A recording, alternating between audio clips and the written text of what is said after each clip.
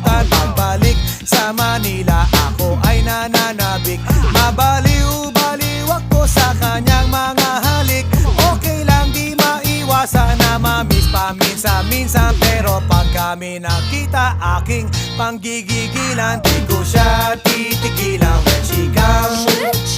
Di ko siya titigilan when she comes. Di ko siya titigilan, di ko siya titigilan, di ko siya titigilan when she comes. Kay ganda ng aming samahan at walang nanlalamig. Mas pa sa mag-asawa